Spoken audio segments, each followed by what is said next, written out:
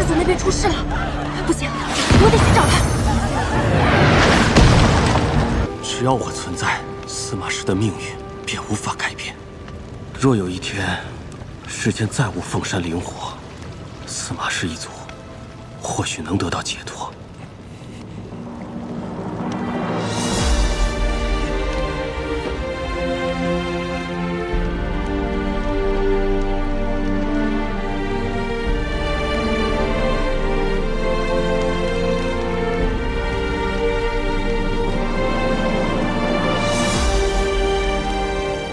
下辈子娶个好人家。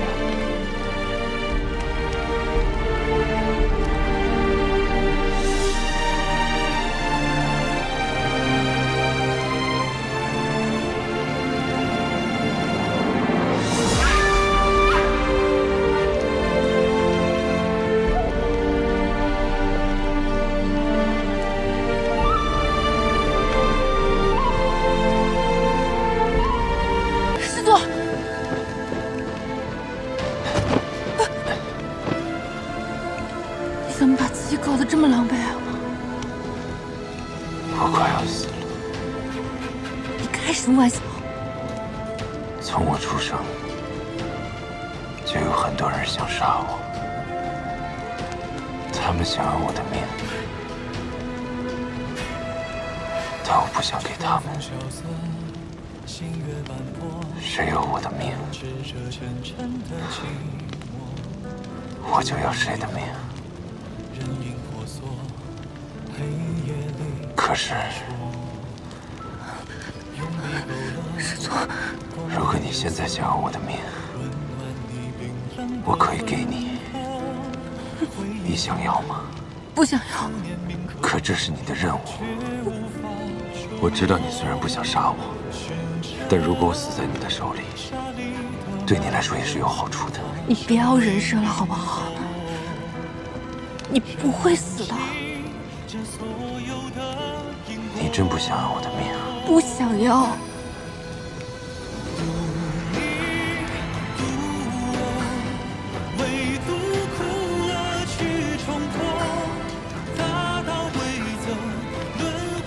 那你会和我一起死？我是跟你一起活。你起来，我们先离开这儿。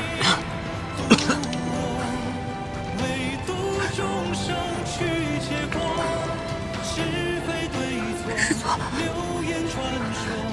你起来。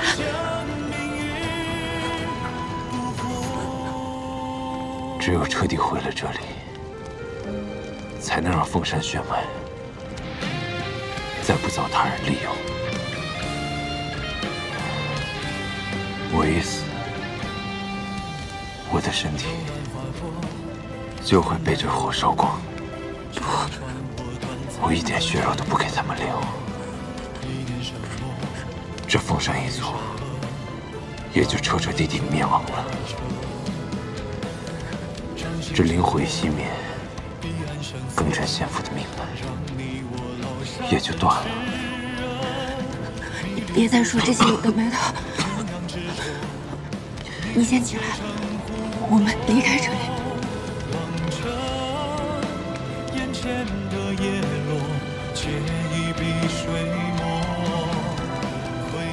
我以为你会跑，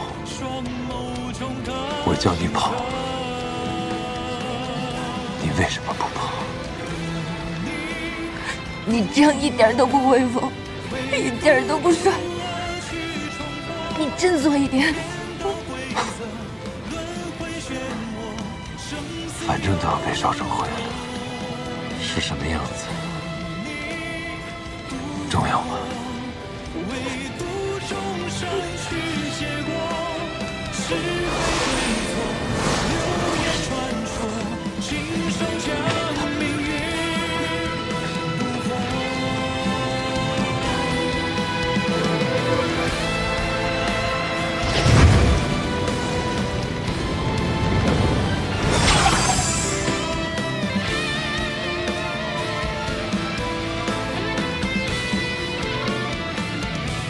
这么快就来了？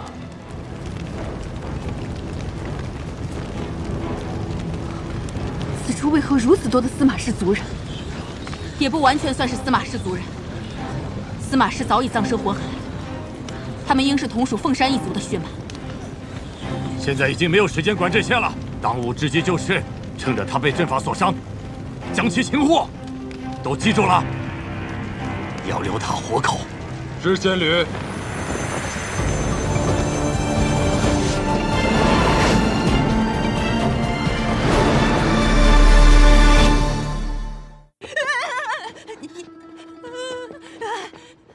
你诈尸啊！你竟然还活着，妹子啊，我是说，你没死啊？我当然没死，我无意冒犯师祖，师祖只是给我个教训，小惩大戒罢了。我一定会谨遵教诲，日后谨言慎行。师祖今日如何？哦，他呀，不行。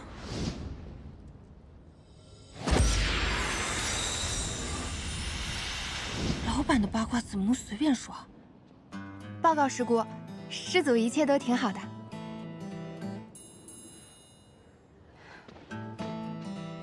能侍奉师祖是你的荣幸，你好自为之吧。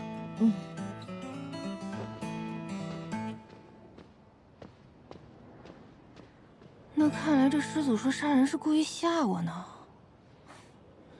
这么一说，这师祖怎么一点都不像师祖，像个小学鸡一样？那或许这师祖除了脑子不太好之外，也不是个因为鸡毛蒜皮的小事就嗜杀的主。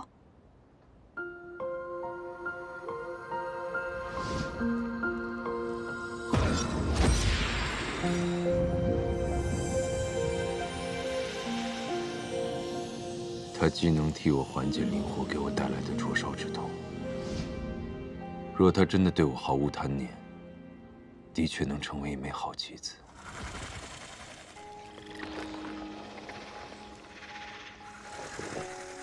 你去把塔外的结界消了，以这魔域间隙为由，把门打开，老鼠会顺着缝隙溜进来。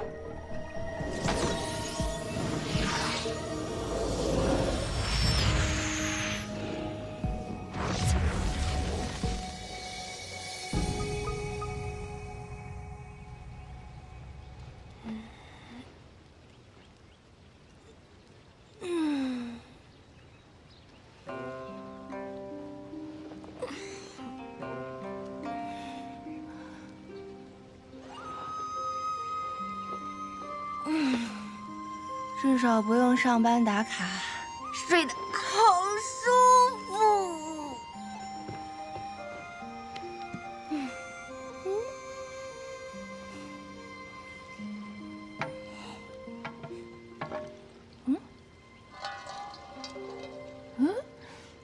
没水了。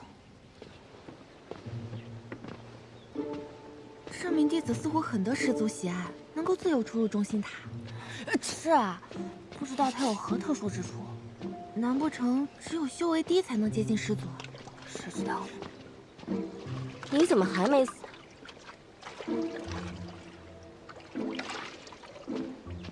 惭愧，我这个人呢比较低调，就还没有遇到危险哈。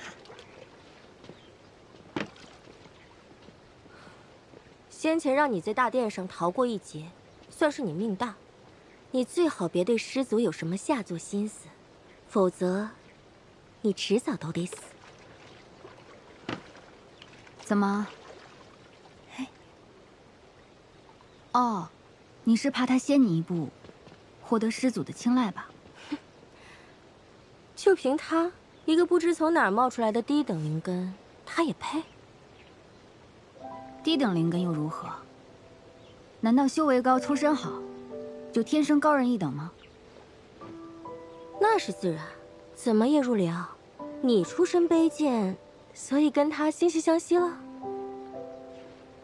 我劝你啊，最好再找一个同伴，他的身份比你这个低等灵根还要低。这位同事，这位师姑，你觉得我是个废柴可以，怎么搞起人身攻击了呢？你仗着自己修为高，就欺负能力比你弱的人，是不是气量太小了？满口胡言乱语，果然物以类聚。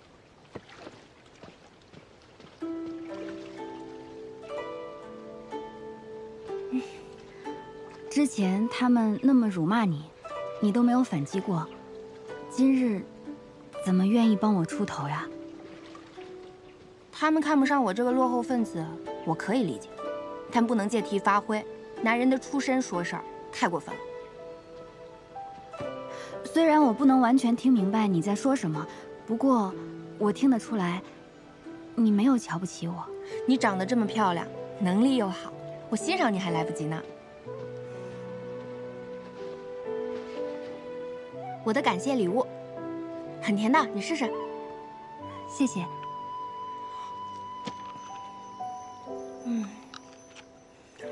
我真的越来越喜欢这儿了，又不用上班打卡，还遇到了好同事。虽然也会碰到那种爱搞职场斗争的内卷狂人，不过只要我不掺和，也能活到大结局。上什么卡？内卷？这些都是什么？我不是很明白。哦，你就当成我们青谷天独特的说话方式好了。哦，这样。你真的对师祖无所求？我这个人没有什么好奇心和好胜心的，我只想舒舒服服的苟住。就是活着，每天一觉睡到自然醒，吃好睡好。真的吗？那些仙门自诩修仙济世，心系苍生，实则个个都暗藏着肮脏的欲望。而你不一样，你虽然受人欺辱，却还能寻得自在，回归本心。我想这山中一定没有第二个弟子，能活得有你这般透彻。你这说的是我吗？学到了，说话的艺术。不过你不也是庚辰仙府的人吗？你怎么说的自己跟他们不是一路人一样？一路人，异乡人罢了。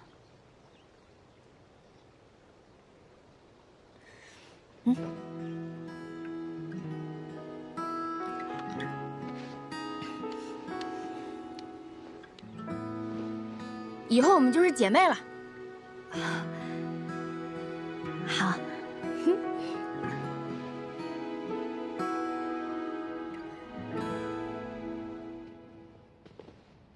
我这次竟然不敲门就能进来了。又要爬楼，不爬行不行？不想死就跟上。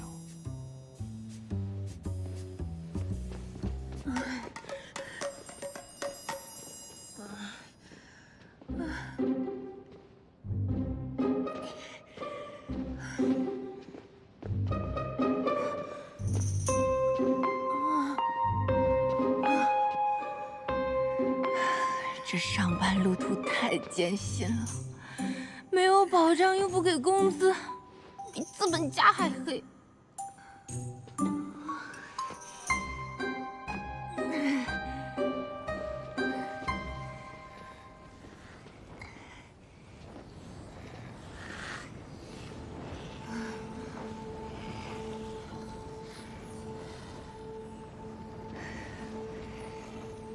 以我浅薄的玄幻世界认知，这东西一定十分珍贵。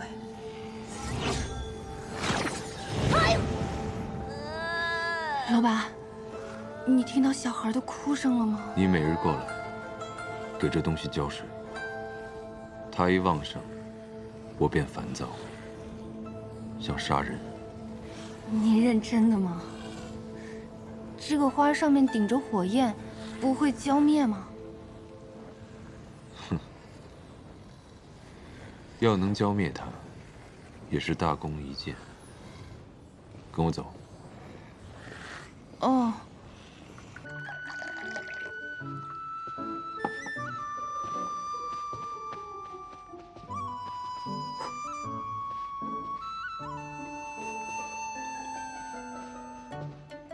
本以为来到修仙世界就不用加班了，没想到这里比现实世界还要可怕。我们那里不加班，大不了就丢工作，在三圣山不加班，可是要丢命啊！我这是造了什么孽呀？到底什么时候才能摆脱这个大魔头啊？你在想什么？啊，老板，我在想，你可以去忙别的，我不会偷懒的。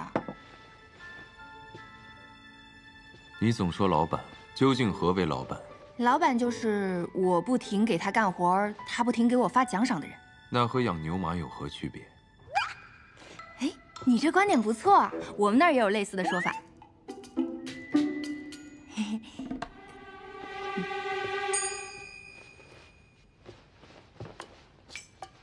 你为何不用术法做事？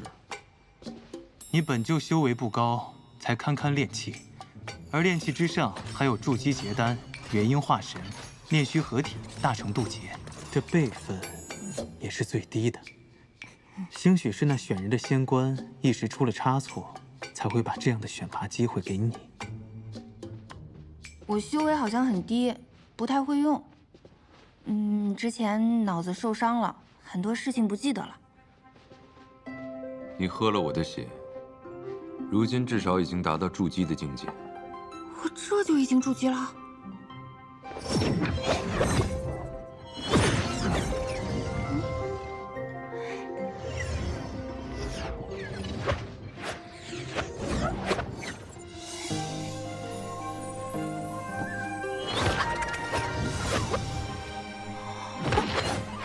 我会魔法了。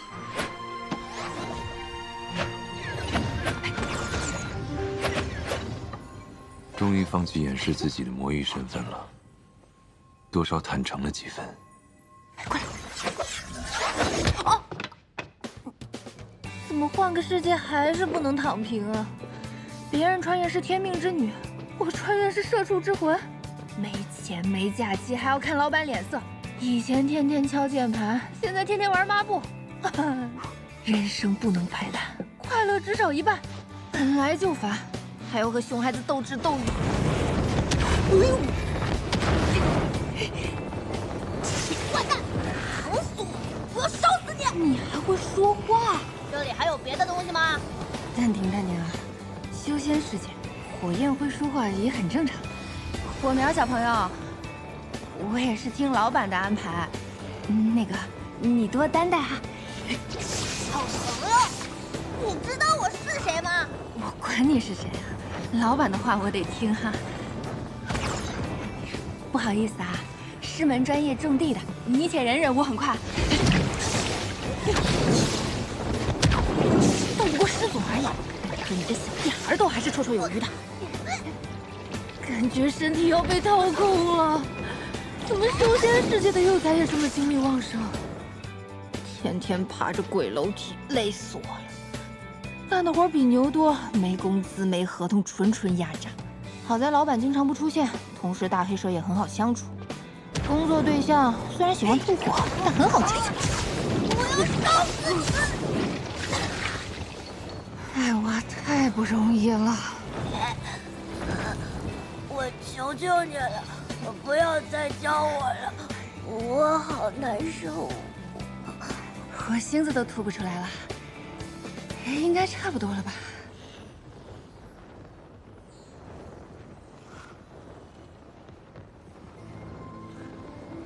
司马教说你也是庚辰仙府的弟子，那你下次不许再给我浇水了。我不给你浇水，我老板那儿怎么应付啊？你不是他的女人吗？还需要花心思应付他？我请问你是从哪儿得出这个结论的？他能带到这里的，肯定是他的人。你是女人，就是他的女人，有什么不对？这逻辑鬼才！司马娇，别用那种眼神看着我，用你们的血供养凤山灵火，本就是司马氏的宿命。你别以为将我练出了分身便能摆脱我。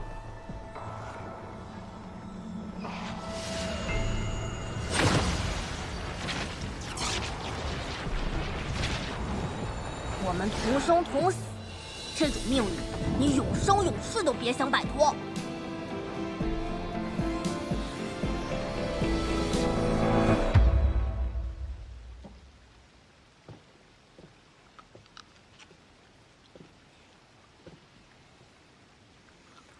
这样看，三圣山这个工作环境还不算太恶劣嘛。唯一不足的就是修真界大家都不吃不喝的，不能点外卖，生活少了不少乐趣啊。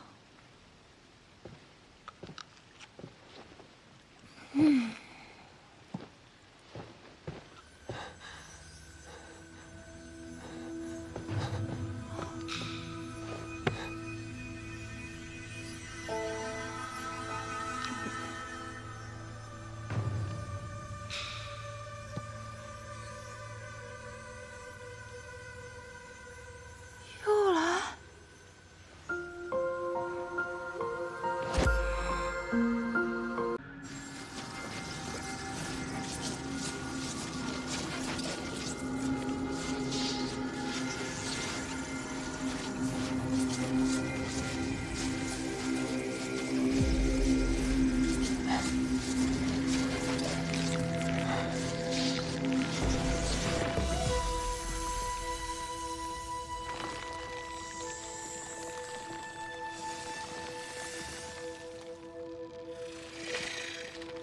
师祖，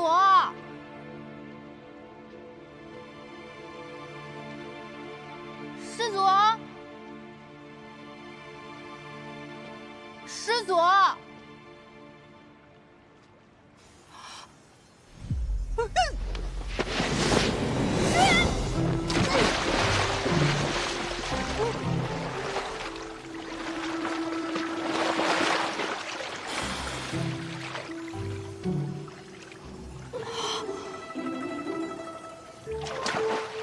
师祖，怎么是你？师祖身上的伤疤，难道是被封印时留下的？这是你能随意进来的地方吗？对不起，我不是故意进来的。说，你是来做什么的？我知道了，师祖您有烦心事，想看有没有机会讨好您。我能有何烦心事？但是我想到了一个法子，也许能让您开心一点。让我开心？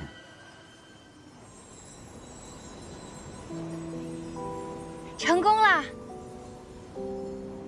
这是我用师祖您帮我提升的修为变出来的，如何啊？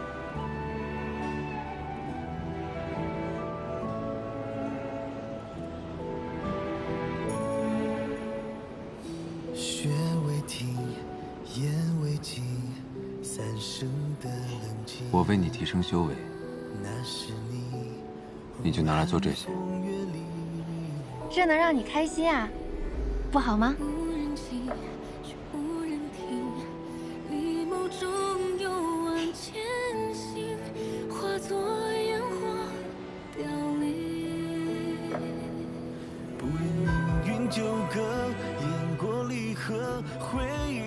真是可笑，你这些雕虫小技，对于我而言，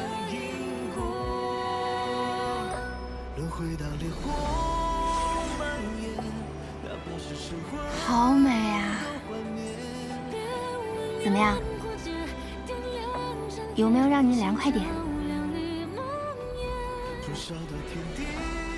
老板，老板，别老板着这么好看的一张脸嘛！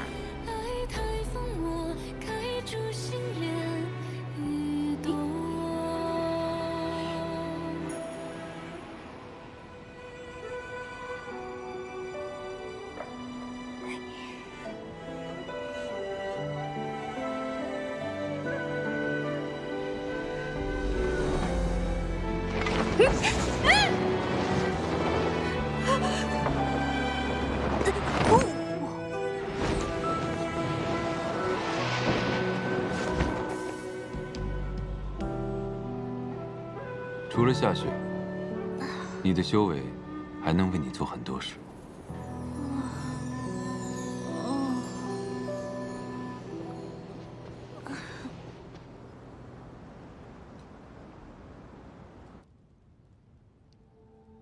新月夜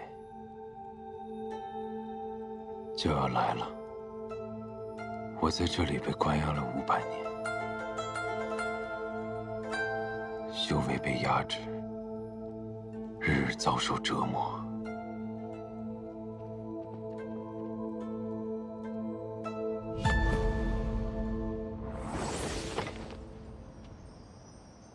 司马娇果然有弱点，此事须得尽快告知公主。且慢，三圣山只进不出，如若我们以死脱生出山传信，难免会引起司马娇怀疑。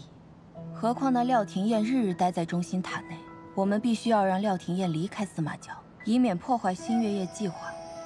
就凭他的修为，还成为不了我们的阻碍。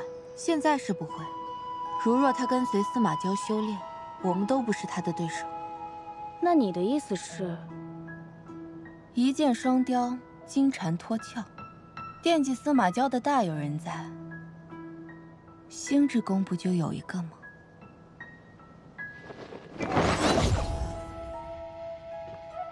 姐姐，你听说了吗？那个四时之宫的弟子廖廷彦，很快就要搬入内殿了。前不久才得到师祖青睐，竟这么快与师祖同住，这个女修到底做了什么事？要是被他抢了先，咱们星之宫可就……哪能由他肆意妄为？我们走。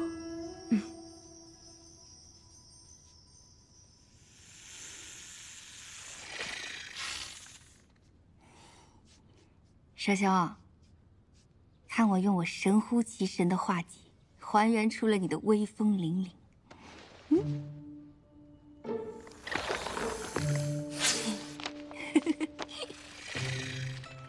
哎呀，还生气了呢！你相信我，入林这个人很看重朋友的。下次见面，我替你跟他求求情，他就会把蛇心还给你了。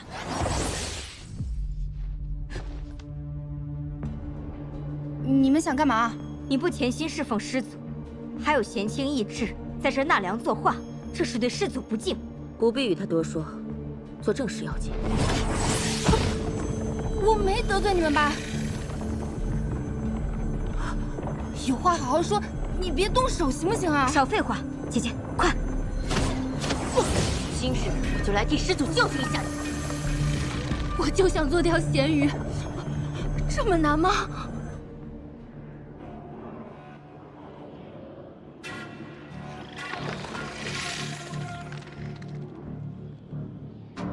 他们把廖廷彦抓走，是想利用他来逼我出手。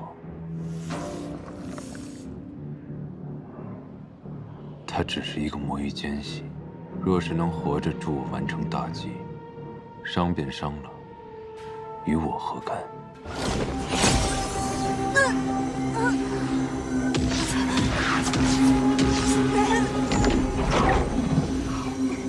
都说过我没所图了。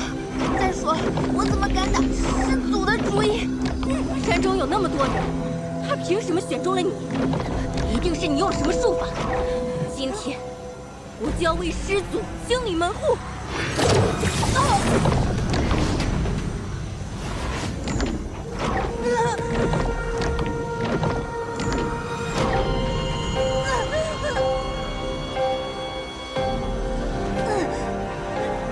一个普通的3灵根，怎会如此难对付？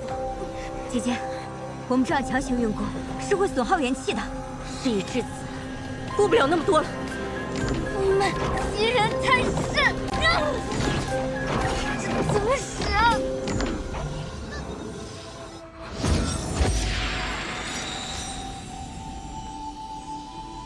好疼！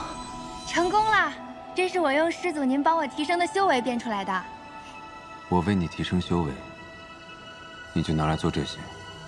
这能让你开心啊，不好吗？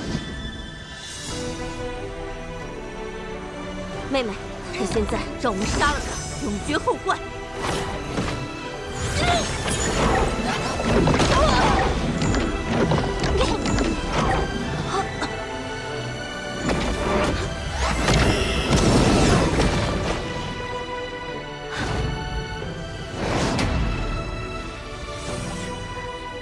师祖，三圣山岂是你们能撒野的地方？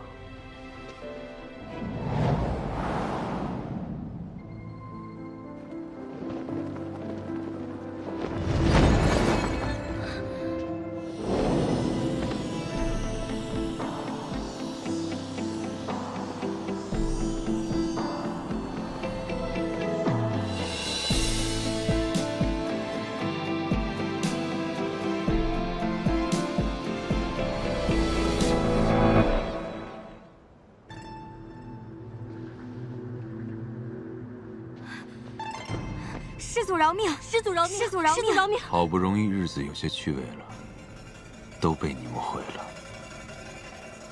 你为何杀他？师祖，他拜入四时之宫才没多久，且修为甚低，而我是来侍奉您的，怎么能让这么一个祸害留在您身边呢？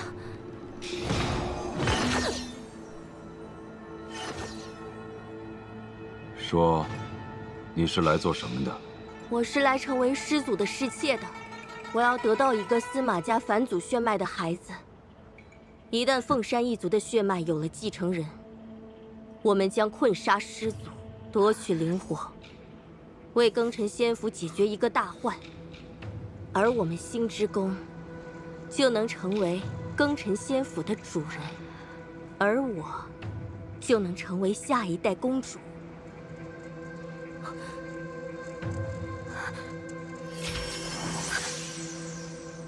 那你呢？又是来做什么的？我讨厌云溪月，我是来抢夺他机会的。怎么过了这么多年，你们还是这些没长进的套路？返祖血脉1000年都未必能孕育出来一个，我一死，整个庚辰仙府都完了。什么公主，什么卖主，你们所有人都得陪我一起死，明白吗？师祖，我。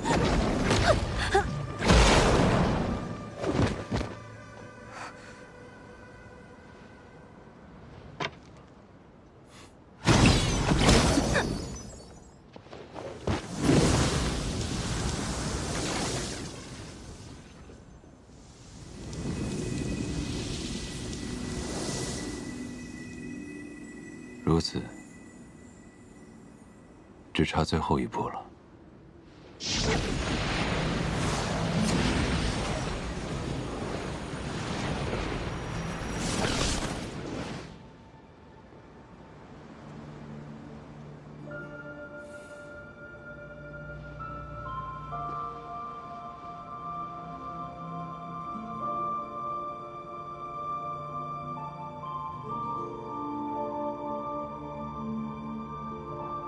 看来，还得再费些心思，教他如何杀人。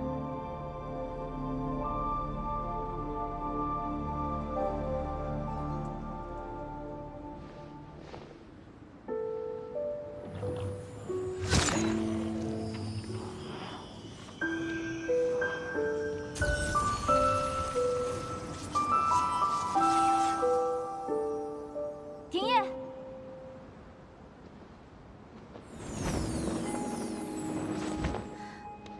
师祖，庭燕她这是怎么了？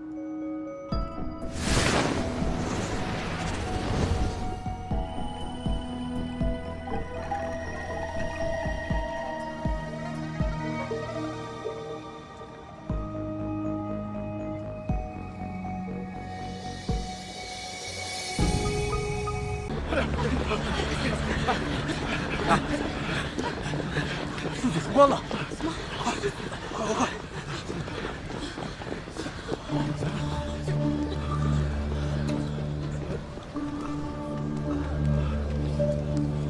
恭迎师祖出关！恭迎师祖出关！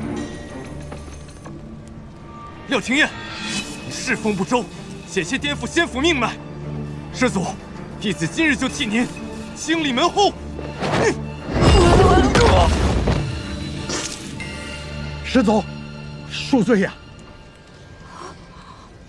岂容你在我面前放肆！师祖饶命，弟子只是担心师祖。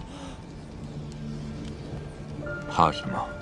我说了，我不让你死，你就死不了。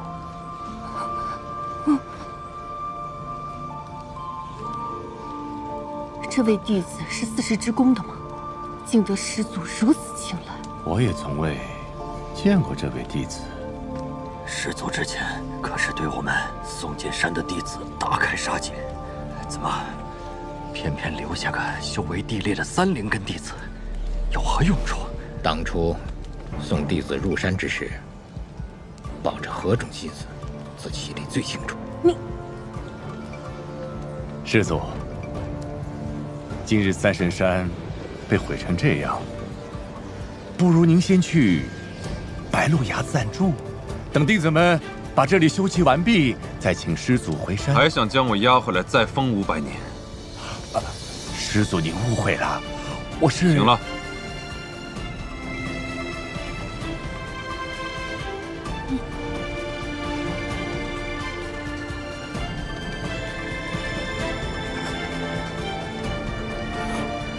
师祖，您不会因为我目睹了您的杀人现场，就把我灭了吧？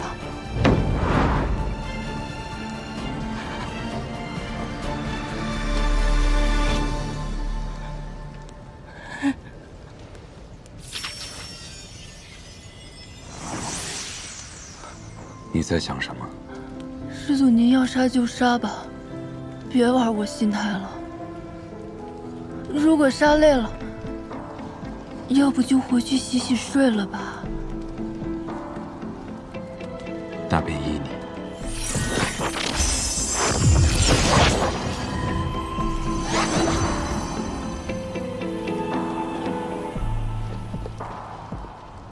师掌门，师祖，这是何用意？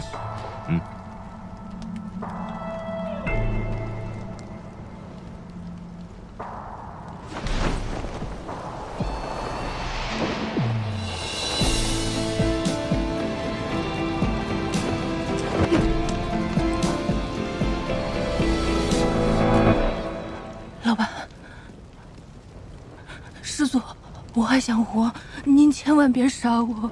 那便留你一命。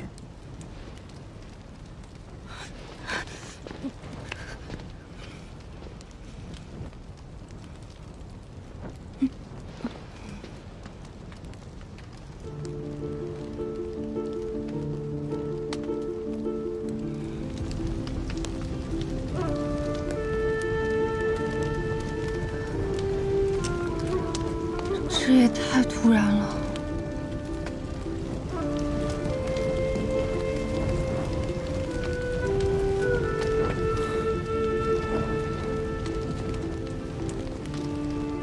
突然吗？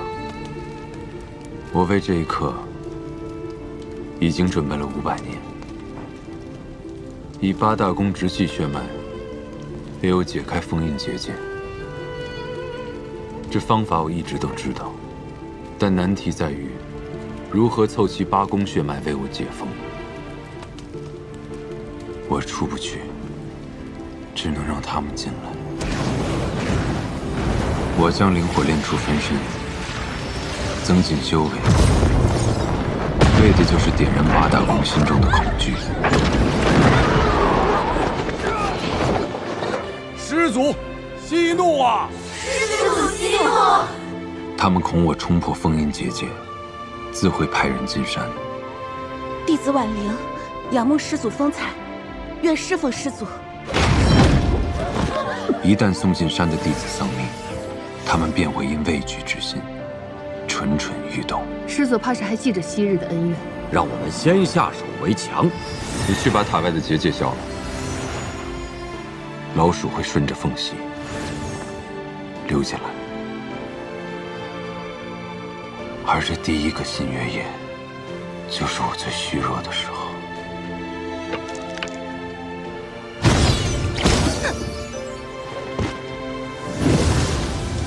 那些溜出去报信的弟子，会诱使山外公主趁虚而入。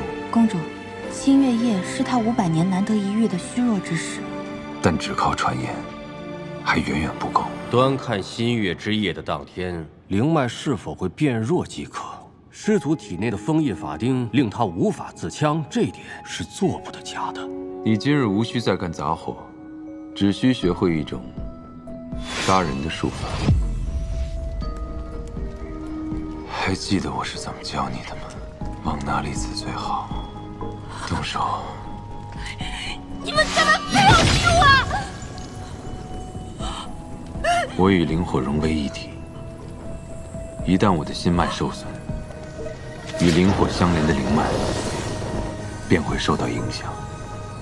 只有八大公亲眼看到我身体虚弱的征兆，他们才会不顾一切的进山。灵脉果然被减弱了，好机会！机会被你抢先。让你刺伤我，是使这个计划成功的最后一步。那您自己捅自己一刀不就行了吗？干嘛要我动手啊？庚辰仙府那些老东西，怕我在三圣山与这仙府的灵力同归于尽，在封印我的钉子上加了禁制，让我无法自强。所以这一剑要由你来刺。再者，不给你这个机会，怎能让我彻底辨别你当真无害我之心？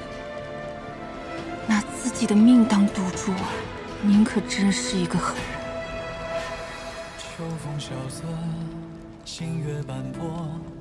人。你是不是想骂我？没有啊。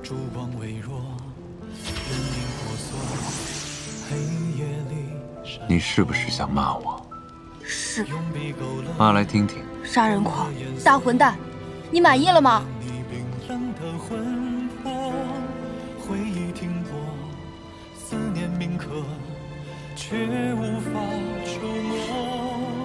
那你是否想杀我？不想。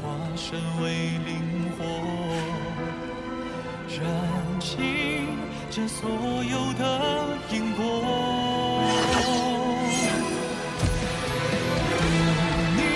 你不是困了吗？去睡吧。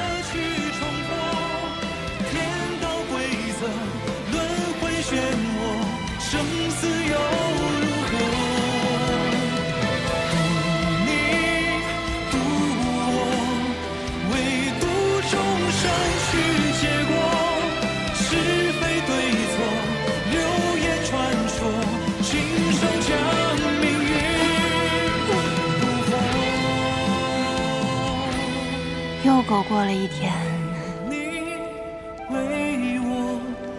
为了伤口的愈合，沧海浑浊，与天一搏，成全着了我。你为我，为了晨曦的投射。司马娇在这里被封了整整500年。现在终于出来了，为什么他看起来并不开心呢？这仙府定藏了不少秘密，再让那群人苟延残喘些时日。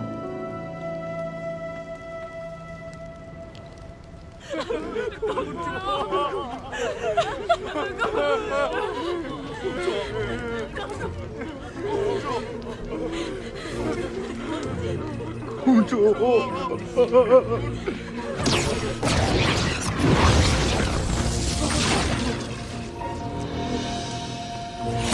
这贱奴竟想要夺位！究竟是什么东西，竟能炼化公主的内丹？难道你是公主的直系血脉？她不会是公主女儿吧？公主女儿？不然，我如何炼化她的内丹？拜见公主！拜见公主！拜见公主！从今日起，阴之宫由我叶入灵掌管。若有不服，尽管来战。弟子不敢。拜见公主！司马娇，你也算是做了一件好事。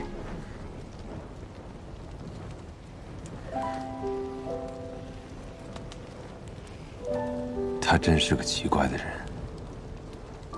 睡觉而已，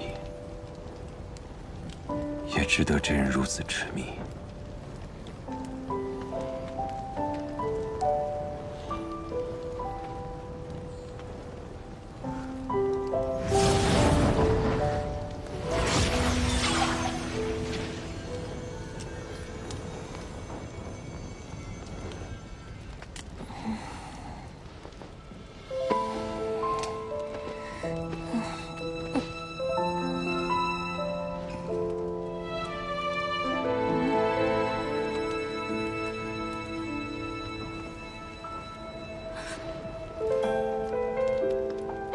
怎么回事？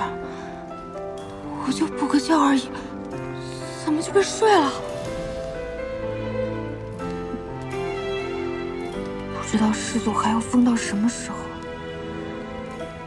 这些人对他来说不过是蝼蚁，估计我在他眼里也一样。算了，能活一天是一天。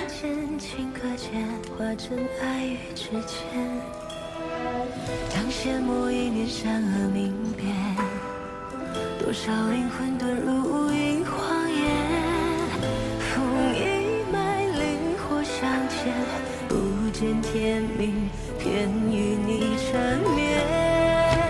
最爱万丈，如大雨滂沱天地间。风月最远，但之间爱可以幻变。最爱无言，惹波澜一生时光。就算这一世万劫不复，也仍要和你纠缠，生生世世不还。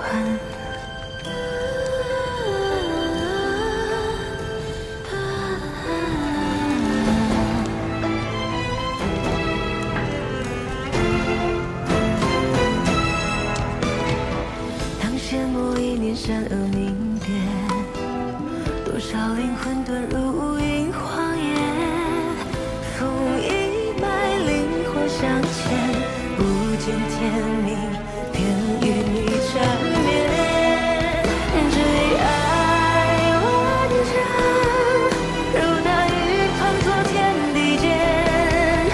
风月最远，但之间爱可以幻变。最爱无言，惹波澜一生时光。就算这一世万劫不复，也仍要和你纠缠。这方寸之地，竟求了我500年。最爱万丈，如大雨滂沱天地间。风月最远，但之间爱可以幻变。最爱无言，惹波澜一生时光。就算这一世万劫不复，也仍要和你纠缠，生生世世不还。师祖，白鹿崖内已准备妥当。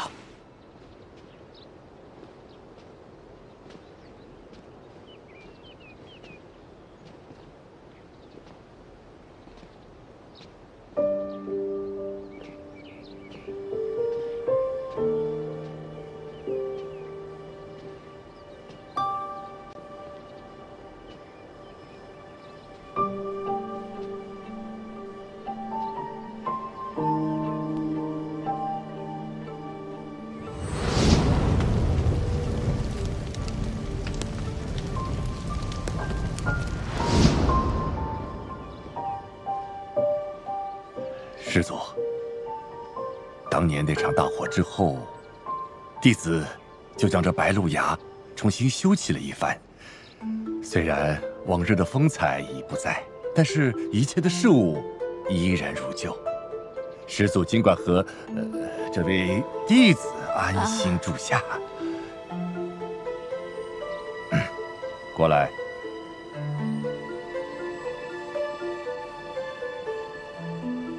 弟子知道师祖不喜被人打扰，弟子特意选了一些傀儡人，他们既无意识，也无灵魂，方便师祖差遣。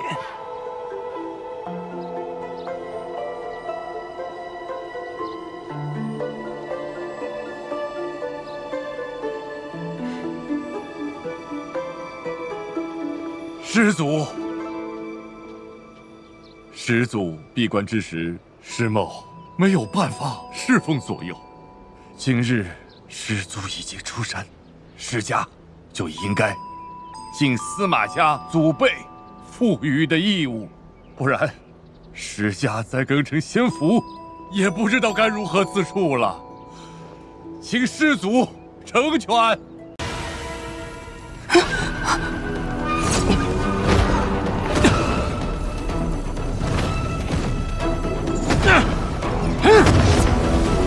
师祖的父亲是疯了吗？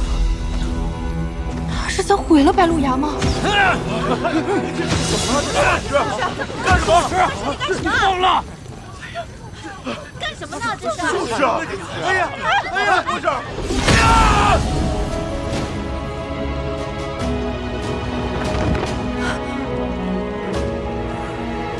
死了。现如今，只有司马鄂与他的儿子是能侍奉灵火的司马氏血脉，这不能让他们也死了。不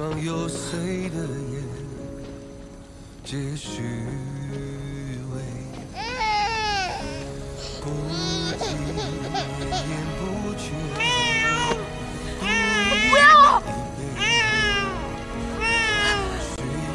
如今要尽快让娇儿与灵火相融，这样八大宫的人便不敢对他出手了。若是融合灵火，他将永生的活在灵火灼烧的痛苦之中。我不愿意他有这样的一生，不如就此结束凤山一族世代的悲剧。乐儿啊，这便是娇儿降生世间的使命。她拥有凤山返祖血脉，至纯而强大，她便是我们司马一族重振的希望。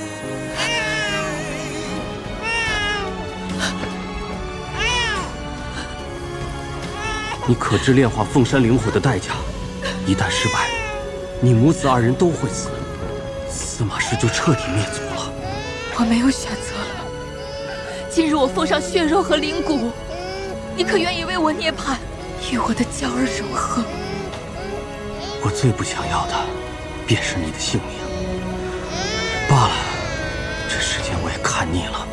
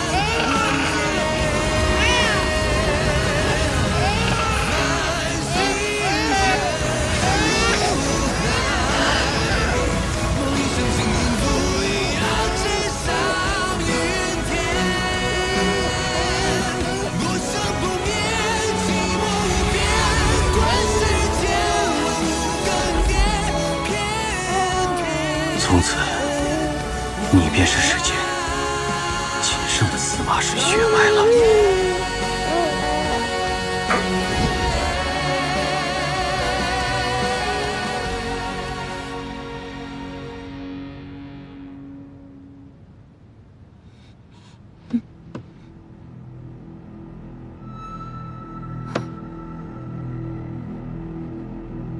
我是被埋了吗？谁埋的我呀？祖宗，蛇兄下火苗救我！开！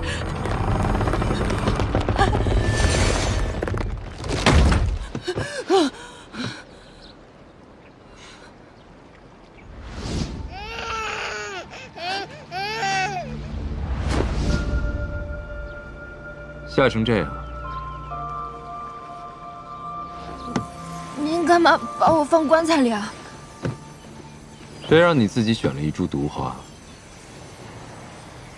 我见你昏迷3日，无力回天，自是要给你个厚葬。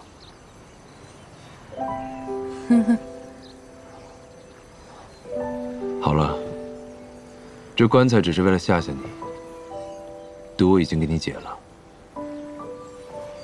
我选的是一株有毒的花。您不是说只有恶人才结毒花吗？可司马鄂，司马娇的妈妈，看起来实在良善。一个人怎么可能是非黑即白的呢？这区区一朵花，便能定善恶吗？那花为何有毒？死前，心情平静愉悦，骨珠结灵花；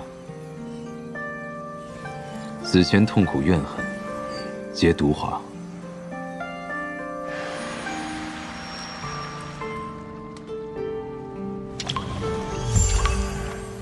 怪不得。听你的语气，你是看到这花的前身是谁了？他还不知道，我摘下的这朵正是他妈妈骨珠开出来的花。我要告诉他吗？算了，他现在心情不错，我还是不要接人伤罢了。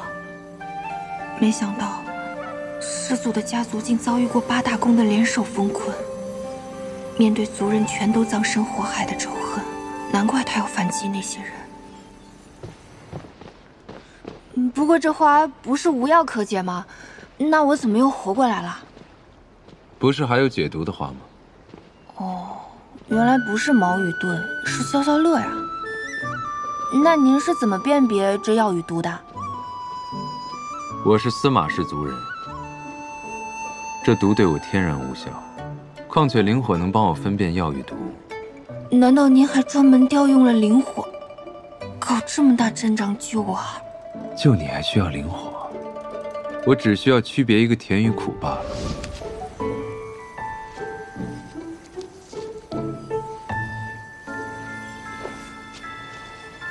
又是毒药。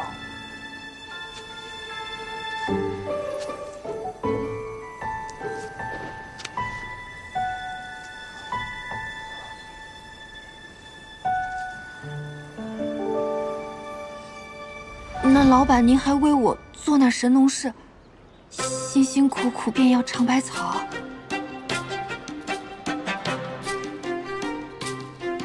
只要我想杀你，不管你在哪里，你都会死。如果我不想杀你，就算你死了，我也能让你活过来。啊，好一个死去活来！哎，对了，老板，我昏迷这3天里，有没有人来找过我呀？你想让谁找你？那看来就是没有了。这跟下了飞机没有一条信息有什么差别？什么？没什么。师祖，您看啊，既然已经出山了，您留着我也没有什么用，我在这儿也白吃白住的，要不我就回青谷天吧。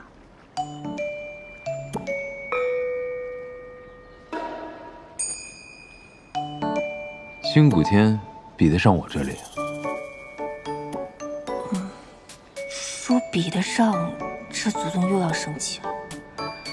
他刚才还为我做了神农氏呢，看来现在是把我当做心腹了，一时半会儿肯定不让我跳槽。你要是说比得上，我就杀了你。比不上，比不上。那我请个假呢，我想去看看入灵。不远，你又不清楚他人底细。算了，等我找机会，做着蛇兄偷偷去见入灵。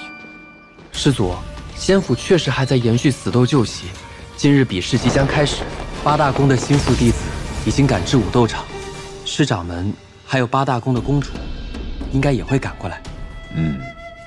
师祖，弟子有一事想请教。8大宫那些人，这500年来让您受了那么多苦，为什么不在我们出关之日将他们都杀了？万一他们联合起来，要再度封印您，那该如何是好？若是都杀了，庚辰仙府这一大堆烂摊子，难道要由我来管？您可以扶持拥护您的新公主来管理仙府啊。世人皆贪婪，岂会有人真心拥护？那师祖，我们就这样放过他们吗？他们做了那么多坏事，我怎会如此便宜了他们？我要让曾经那些欺辱过我的人在恐惧中备受煎熬，亲眼看着自己最珍惜之物被摧毁，在经历了绝望的炼狱之后，再让他们死。那，这其中也包括尸千缕吗？尸千缕，师祖，您现在的身体愈发的虚弱了，请把这碗汤喝下吧，对你伤口恢复有帮助。我死了，他们的灵魂梦也就破灭了。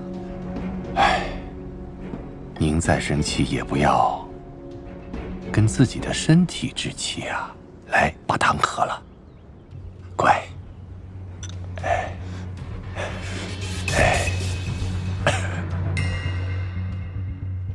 师祖，吃点。师祖不吃，那可以赏给弟子吗？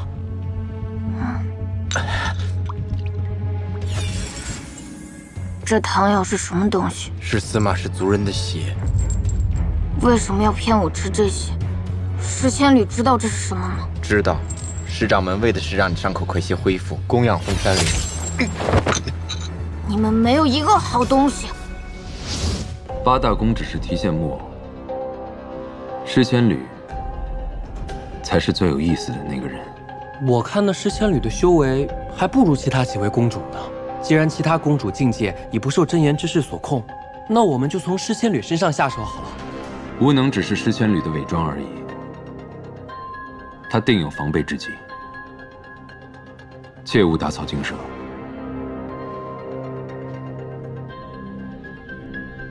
让其自乱阵脚，才能使其露出破绽。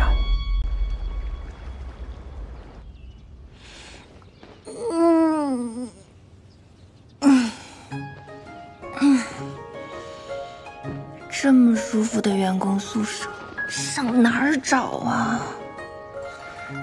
办公环境跟景区似的。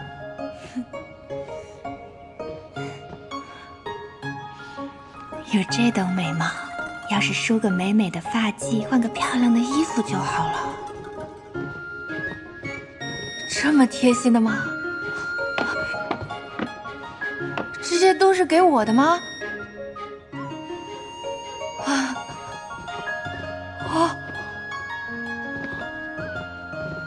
还有客房服务，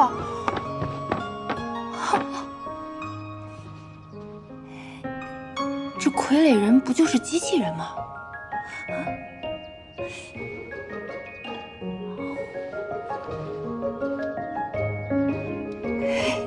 这皮肤质感跟真人一样。你们能再帮我拿点首饰跟鞋子吗？给不给拿呀？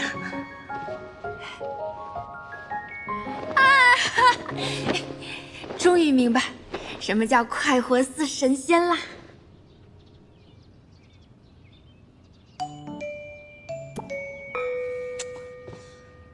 现在大家都以为我是老板的心腹，他出山的时候那么嚣张，我要离职了，大家找我泄愤怎么办？而且师祖他虽然有的时候看起来精神不太好吧，但他对我还是挺好的，他救了我那么多次，再说我还要靠他给我镇痛呢。我还是先不要想离职的事儿了。师祖，您怎么来了？跟我走。好。